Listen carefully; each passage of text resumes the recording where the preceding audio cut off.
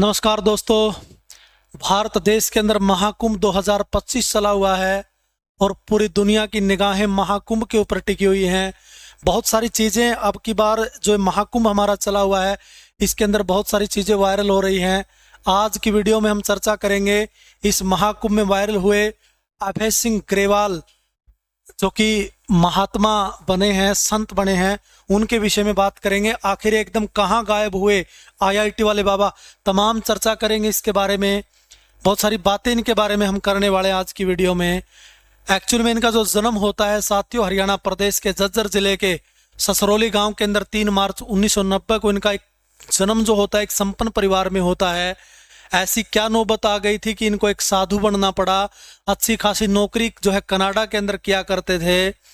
IIT तक पहुंचना भी अपने आप में एक बहुत बड़ा सपना होता है, लेकिन आईआईटी में जाकर के भी आखिर इनको साधु क्यों बनना पड़ा, किस प्रकार की बातें इनके बारे में फिलहाल चलन लग रही हैं, वो तमाम बातचीत पे करने का काम इस वीडियो में करांगे। बाकी एक बात तो सच्चाई है, सब सौदे तकदीर के मैं फकीरी अली, यह भी सच्चाई है।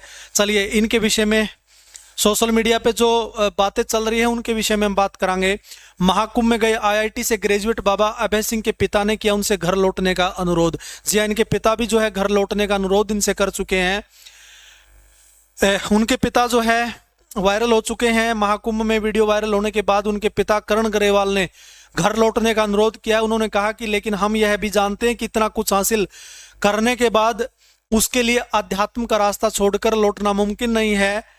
ग्रेवाल ने बताया कि अभय कनाडा में नौकरी कर चुके हैं, बकौल इनके पिता कह चुके हैं ये बात। और इसके साथ साथ अगर हम बात करते हैं साधु संत जो है वो भी अलग अलग प्रकार की जो है टिप्पणियां कर रहे हैं, अलग अलग प्रकार की जो है स्टेटमेंट दे रहे हैं, प्रतिक्रिया दे रहे हैं।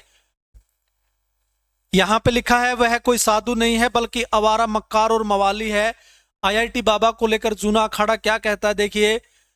आईआईटी बाबा नाम से मशहूर अभय सिंह को लेकर जूना अखाड़े के महंत करपुरी जी ने एनडीटीवी से कहा है कि अभय कोई साधु नहीं है बल्कि आवारा मक्कार और मवाली था, हमने उसे मारकर अखाड़े से भगा दिया है। उन्होंने बताया अभय अखाड़े को बदनाम कर रहा था, वह किसी का चेला नहीं था बल्कि मीडिया वाले सच जाने बिना प्रचारित कर देते हैं। ये स्टेटमेंट भी सामने निकल करके आ रही है।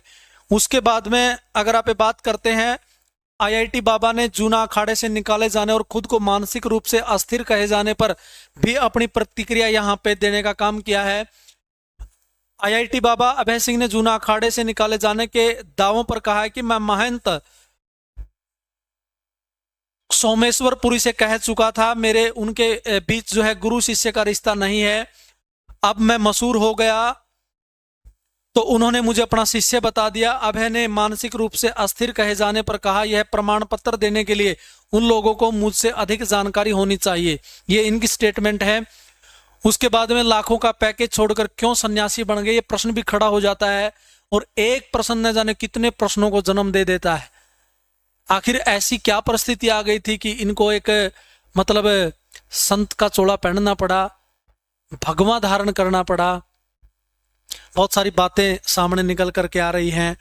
ऐसा बताया जाता है, खुद इन्होंने स्टेटमेंट दी है, इनकी प्रतिक्रिया भी सामने निकल के आने लग रही है कि भाई जब महात्मा बुद्ध जो है 29 साल की उम्र में सब कुछ होते हुए घर त्याग देते हैं, मैंने तो परमात्मा की प्राप्ति करनी है, मैंने तो साधना करनी है, तरह तरह की बातें जो है यहाँ पे कही जा रही हैं। ये खुद इन बातों को स्वीकार करते हैं।